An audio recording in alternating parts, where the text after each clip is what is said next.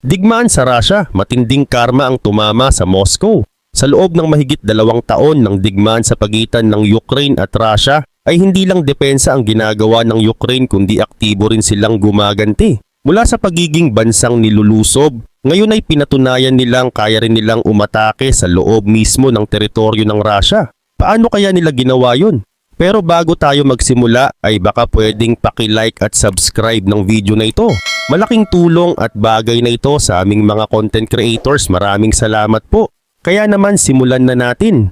Sa digmaan ay hindi lang isang panig ang may kakayahang umatake. Kaya nitong January ay pinatunayan ng Ukraine na kaya nilang ibalik ang sakit na matagal nang ibinibigay sa kanila ng Russia. Sa isang matinding offensive ay nagpakawala sila ng mahigit 100 na drone na tumama sa iba't ibang rehiyon ng Russia, kabilang na ang Moscow at Crimea. Samantala noong January 24 ay matagumpay na nakapasok sa himpapawid ng Russia ang higit 100 drone ng Ukraine. Ang layunin nito ay magdulot ng pinakamalawak na pinsala sa mga strategic target. Hindi lang naman isang lugar ang tinamaan dahil 11 rehiyon sa Russia ang pinasok ng sabay-sabay na pag-atake. Kabilang sa mga na-target ang Ryazan, kung saan matatagpuan ang isa sa pinakamahalagang oil refinery ng Russia, pati na rin ang Bryansk, Engels at mismong Moscow. Ayon sa ulat ng Politico, patuloy na pinapalawak ng Ukraine ang kanilang kakayahan na makapagdulot ng pinsala sa loob mismo ng teritoryo ng Russia. Hindi na lang sila nagtatanggol, kundi aktibo na rin silang sumasalakay upang pahinain ang kakayahan ng Russia na ipagpatuloy ang digmaan. Ayon kay General Oleksandr Syrskyi, isang mahalagang strategy ito upang limitahan ang supply ng armas at gasolina ng Russia. Ayon dito, bumaba ng halos kalahati ang dami ng bala na nagagamit ng Russian Army araw-araw. Mula sa dating 40,000 rounds kada araw ay mas kaunti na lang ito ngayon. Ibig sabihin, epektibo ang mga pag-atake sa pagpapahina ng kakayahan ng Russia na mag-supply ng mga bala at gasolina sa kanilang hukbo. Gayun din naman, sa unang araw pa lang matapos ang pag-atake ay nagsimula ng lumabas ang mga ulat ukol sa naging epekto nito. Isa sa pinakamalaking tinamaan ay ang oil refinery sa Ryazan. Ayon sa Reuters, nasunog ang ilang oil storage units sa nasabing pasilidad na maaring nagdulot ng pagkawala ng daan-daang libong barrels ng petrolyo at diesel. Ito sana ay maaaring ibenta ng Russia o gamitin sa kanilang mga sasakyang pandigma. Dagdag pa rito ay hindi lang langis ang naapektuhan dahil nasira rin ang ilang mahahalagang kagamitan sa refinery. Kabilang dito ang isang railway loading rack na ginagamit sa paglipat ng langis mula sa facilities. Bukod pa rito, wasak din ang isang hydrotreater, isang machinery na mahalaga sa paglinis ng langis upang maging gamit sa mga tangke, sasakyan at eroplano ng Russia. Kung hindi agad ito mapapalitan, ay magiging malaking dagok ito sa kakayahan ng Russia na makapag-supply ng gasolina sa kanilang hukbo. Ayon sa BBC, ang Ryazan Refinery ay may lawak na halos 2.3 square miles at isa sa pinakamalaking oil refinery sa Russia. Nakuhanan pa ng video ang takbuhan ng mga manggagawa habang lumalaki ang apoy sa pasilidad. May mga ulat ding 2 bahagi ng refinery ang tinamaan, dahilan para lumaki ang sunog at magdulot ng matinding pinsala. Sa katunayan ay hindi lang isang beses sumabog ang apoy sa Ryazan matapos ang malawakang drone attack ng Ukraine. Ayon sa BBC, isa sa mga sunog ay naganap sa north entrance ng pasilidad habang ang isa pang mas malaking sunog ay sumiklab sa silangang bahagi at halos 1.6 miles milya ang layo kung saan pinaniniwala ang tinamaan ang mga imbakan ng langis. At dito pa lang ay ramdam na ang matinding dagok kay Putin. Ngunit hindi lang refinery ang target ng Ukraine sa Ryazan. Tinamaan din ng drones ang Novoryazan Thermal Power Plant. Ang planta na ito ay gumagamit ng langis at gas upang makabuo ng init na siyang nagpapakulo ng tubig para lumikha ng singaw. Ang singaw naman ang nagpapaandar sa mga turbine upang makagawa ng kuryente. Kung ito ay masisira, ay malaki ang epekto nito sa operasyon ng oil refinery dahil posibleng mawalan ito ng sapat na energy upang gumana ng maayos. Kung Ryazan pa lang ay malaki na ang pinsala, ay mas matindi naman ang epekto sa Moscow mismo. Ayon kay Moscow Mayor Sergei Sobyanin, direkta ring inatake ng Ukraine ang kabisera ng Russia mula gabi ng January 23 hanggang January 24. Siyempre, ayon kay Sobyanin, matagumpay daw nilang naitaboy ang mga drone. Aniya, ang depensa ng ating hukbo ay matagumpay na napigilan ang pag-atake sa Kolomna at Ramensky urban districts. Ngunit sa kabila ng pahayag na ito ay isang malaking problema ang idinulot ng drone strike sa Moscow. Napilitang ihinto ang operasyon sa ilang paliparan kabilang ang Zhukovsky, Vnukovo at Domodedovo. Wala namang tiyak na dahilan na ibinigay ang mga awtoridad maliban sa pahayag ng Federal Air Transport Agency na pansamantalang isinara ang mga paliparan upang masiguro ang kaligtasan ng mga pampasaherong eroplano. Ngunit kung pagbabasihan ng mga ulat ay lumilitaw na mas malawak ang saklaw ng drone attack kaysa sa nais ipakita ng Russia sa publiko. At kung talagang walang naging epekto ang pag-atake, bakit kailangan isara ang mga pangunahing paliparan sa Moscow? Bukod sa Moscow at Ryazan ay kabilang din ng Bryansk sa mga na-target ng drone strike. Ang rehiyong ito ay matagal nang nais bawiin ng Ukraine matapos ang hindi matagumpay na paglusob nila rito noong March 2023. At ngayong 2024 ay muli nila itong pinuntirya sa pamamagitan ng drones. Ngayon isa sa mga pinakamahalagang target sa Bryansk ay ang Kremny El Microchip Plant. Ayon sa ulat ng TASS News Agency, 6 na drone ang tumama sa pasilidad noong January 24 na nagdulot ng pinsala sa mga production facilities at warehouse ng mga natapos ng produkto. Karagdagan pa dito, ayon sa mga ulat, halos 94% ng mga microchip na ginagawa rito ay para sa Russian Defense Ministry. Gumagawa ang planta ng mga kritikal na bahagi para sa ilan sa pinakamakapangyarihang sandata ng Russia. Kabilang ang S-500 Aerial Defense System, Pantsir Air Defense Units at Kaliber Cruise Missiles. Sinasabing dito rin ginagawa ang mga chips para sa Iskander missiles, mga sandatang may kakayahang magdala ng nuclear warheads. Dahil sa matinding drone attack ng Ukraine ay nabawasan ang mga missile na maaring gamitin ng Russia upang salakayin ang mga lungsod ng Ukraine. Bukod dito, humina rin ang kanilang depensa laban sa mga susunod pang pag-atake. Sa Ryazan ay hindi lang oil refinery at thermal power plant ang tinarget ng Ukraine. Ayon sa RBC Ukraine, nagkaroon din ng halos 10 pagsabog sa regional center ng Ryazan, dahilan upang mag-overtime ang sistema ng depensa ng Russia. May posibilidad din na sinubukan ng Ukraine na tamaan ang Diaghilevo Military Air Base kung saan matatagpuan ang mga T-95 at T-22 aircraft pati na rin ang 360th Aircraft Repair Plant. Kung nagtagumpay ang ataking ito ay maaaring humina ang kakayahan ng Russia na ayusin ang mga nasirang eroplano na siyang makakatulong upang mabawasan ang patuloy na pagbomba ng Russia gamit ang glide bombs sa mga lungsod ng Ukraine. Maging ang mga sibilyan ay naapektuhan din ng drone attack sa Ryazan. Ayon sa gobernador ng rehiyon, isang bahay ang tinamaan ng bumagsak na bahagi ng drone. Samantala sa Saratov ay mas marami pang drone ng Ukraine ang nagdulot ng pinsala. Ayon sa media ng Russia, tinarget ng Ukraine ang isang oil refinery sa lugar na nagdulot ng hanggang 7 pagsabog na narinig sa loob at paligid ng lungsod. Pinaniniwala ang ginamit sa pag-ataking ito ang Luty at Bobber drones ng Ukraine, kung saan ang Bobber ay isang kamikaze drone na sumasabog sa mismong impact. Dahil dito ay muling pinagana ang mga air raid alert sa Saratov, dahilan upang mapuwersa ang depensa ng Russia na kumilos ng mabilis.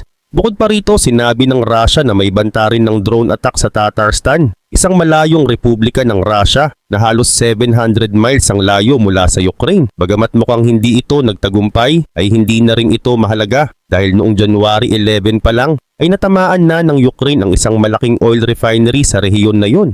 Ayon sa pahayag ng Russia, matagumpay nilang napabagsak ang lahat ng drone na umatake. Siyempre, ito ang nais nilang ipaniwala sa lahat. Hindi rin mahalaga kung aling rehiyon ang nag-ulat ng atake mula sa Ukraine dahil pareho ang sagot ng Russia. Walang nasaktan at napabagsak namin ang lahat ng drone. Pinahayag ng Russia na nawasak nila ang 37 na drone sa Bryansk, 20 sa Ryazan at 17 sa Kursk. Isang rehiyon na tinarget ng Ukraine upang suportahan ang kanilang hukbo sa lugar. Bukod pa rito ay sinabi rin nilang may 7 drone ang bumagsak sa Moscow, 6 sa Belgorod at 7 pang iba na sumabog sa Voronezh, Tula at Oryol.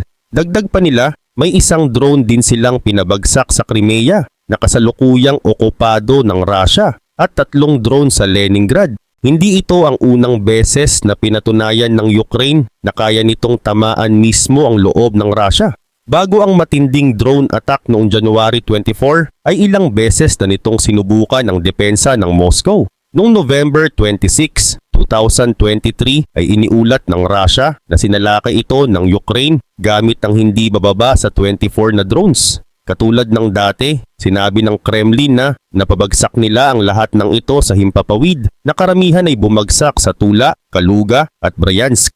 Ngunit walang opisyal na pahayag ang Ukraine tungkol dito. Posibleng isang pagsubok lamang ito sa air defenses ng Russia. Ngunit halos isang taon ang lumipas, noong November 10, 2024 ay muling nagpadala ng mas malaking drone attack ang Ukraine. Sa pagkakataong ito, 34 na drones ang tumungo sa Moscow dahilan upang mailihis ang mga flight sa tatlong pangunahing paliparan. 5 katao rin ang naiulat na nasugatan. Bukod dito may hiwalay pang 50 drones ang pinakawalan sa Western Russia. Siyempre, iginiit ng Russia na napigilan nilang lahat ito at tinawag pa itong isang terrorist attack ng Kyiv. Hindi na ito nakakagulat lalo na't sa parehong gabi, 145 drones din ang ipinadala ng Russia patungo sa Ukraine. Dagdag pa rito ang pag-atake sa mga oil refinery at microchip plants ay bahagi ng strategy upang humina ang war machine ng Russia. Kapag wala silang sapat na supply ng langis at mga bahagi ng armas, ay mas mahina ang kanilang kakayahang labanan ng Ukraine sa frontline. Pero higit pa riyan, gumaganti ang Ukraine sa mga walang habas na pambobomba ni Putin sa kanilang mga lungsod. Sa loob ng maraming buwan ay walang awang binomba ng Russia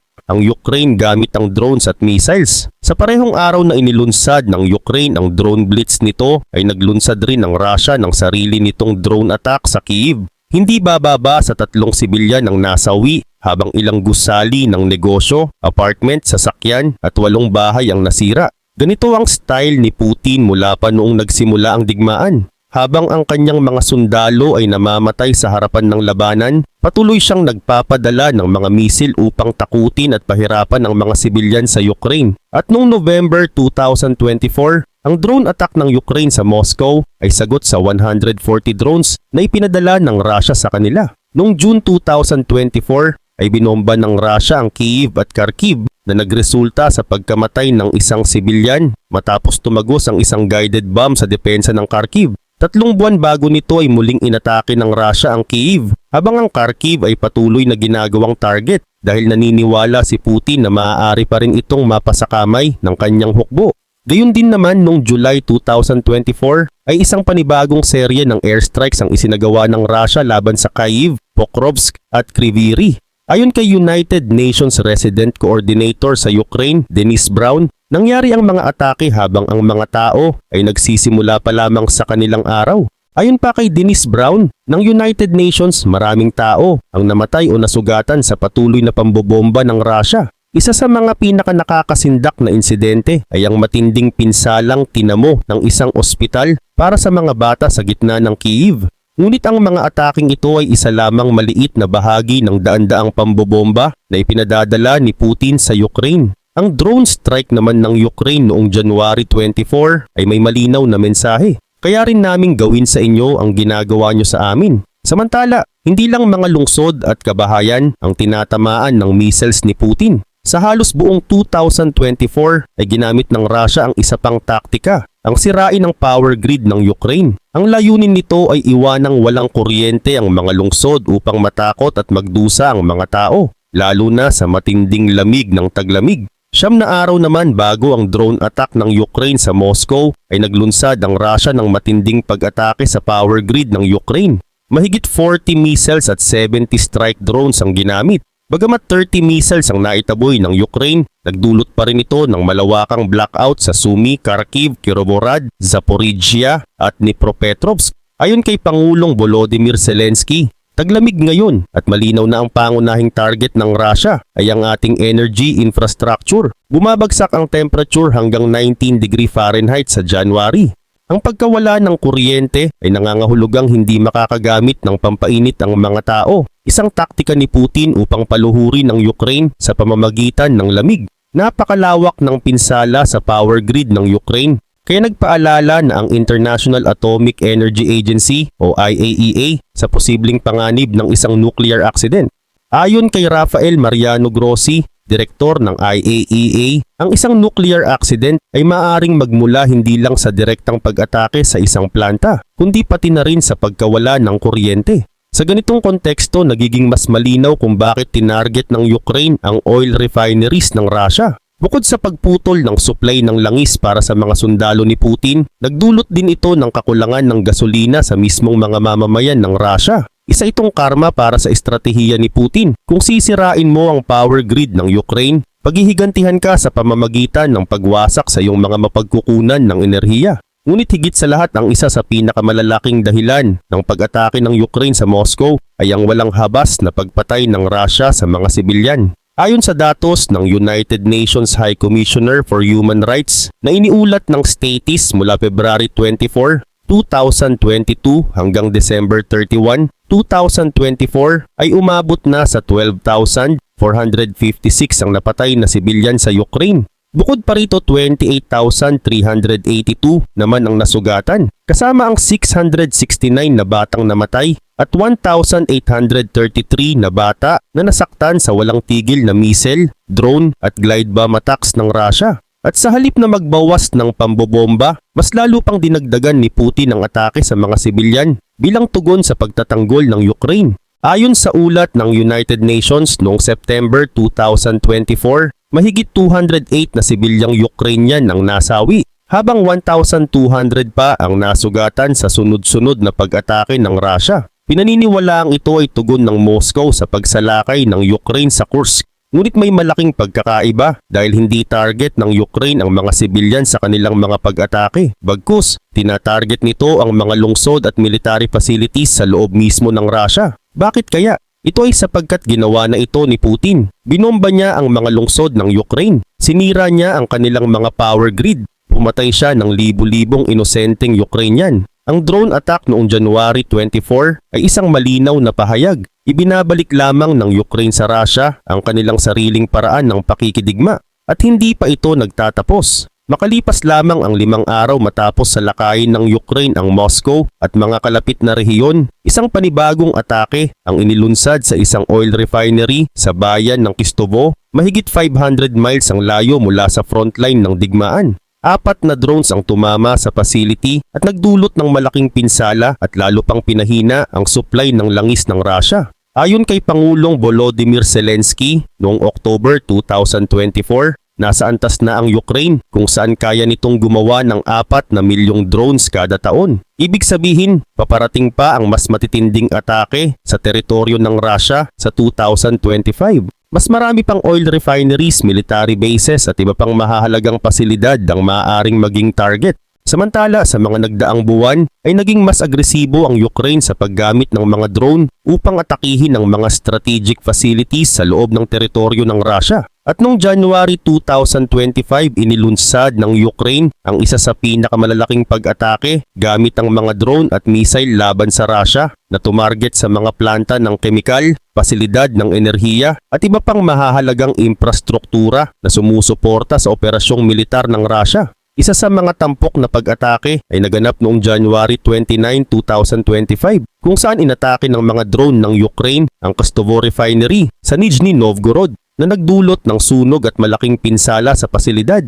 Ang refinery na ito ay matatagpuan humigit kumulang 500 miles mula sa front lines ng digmaan na nagpapakita ng kakayahan ng Ukraine na magsagawa ng malalayong pag-atake. Bukod dito, noong January 14, 2025 ay inatake ng mga drone ng Ukraine ang Kazan Orgsintes Chemical Plant sa Tatarstan na nagdulot ng sunog sa 3 tangke ng likidong natural gas. Ang pag-ataking ito ay nagdulot ng serye ng mga pagsabog at sunog na nagdulot ng malaking pinsala sa pasilidad.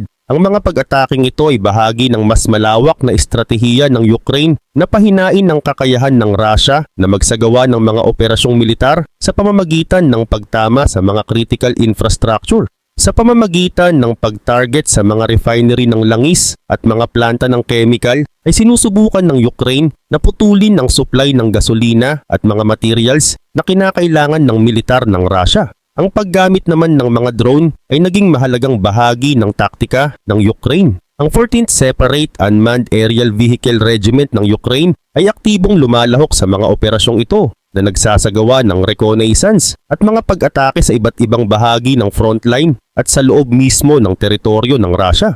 Sa kabila ng mga pag-ataking ito, ay patuloy na ipinapakita ng Russia ang kakayahan nitong ipagtanggol ang sarili laban sa mga drone ng Ukraine. Noon ngang March 11, 2025, ay iniulat ng Moscow na nakapagpabagsak ito ng 343 na drone na pinakawalan ng Ukraine, kung saan 91 sa mga ito ay tumarget sa rehiyon ng Moscow. Kaugnay pa nito, ang mga pag-atake ng Ukraine ay nagdulot din ng pagkagambala sa mga operasyon ng paliparan sa Russia. Noong March 11, 2025, ang mga pag-atake ng drone ng Ukraine ay nagresulta sa pagkansela at pagkaantala ng mga flight sa ilang pangunahing paliparan sa Moscow na nagdulot ng malaking abala sa mga biyahero. Ang mga pag-atake ng Ukraine sa loob ng teritoryo ng Russia ay nagpapakita ng pagbabago sa dynamic ng digmaan. Karagdagan pa rito, ang mga pag-atake ng drone ng Ukraine ay nagdulot din ng mga pinsala sa mga sibilyan sa Russia.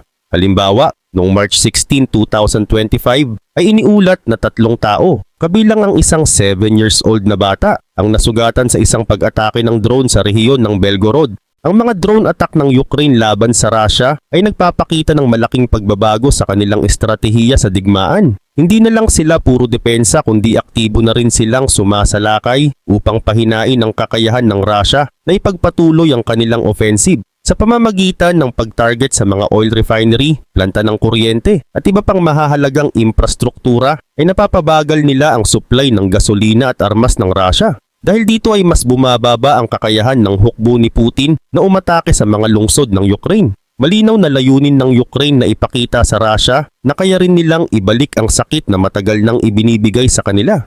Pero sa kabila ng lahat ay patuloy pa rin ang sagupaan at mukhang hindi pa ito matatapos sa lalong madaling panahon. Subalit ang patuloy na palitan ng pag-atake sa pagitan ng Ukraine at Russia ay nagdudulot ng matinding pinsala hindi lang sa mga sundalo kundi pati na rin sa mga sibilyan. Sa bawat drone strike at missile attack ay mas maraming ari-arian ang nasisira at mas maraming buhay ang nalalagay sa peligro. Ang digmaang ito ay hindi lang tungkol sa teritoryo kundi sa kapangyarihan at pagpapakita ng lakas. Pero sa huli, ang tunay na tanong ay hanggang kailan ito magpapatuloy. Sa gitna ng kaguluhan ay umaasa ang marami na may darating na solusyon upang matigil ang patuloy na pagdanak ng dugo at maprotektahan ang mga inosenteng tao mula sa walang katapusang labanan.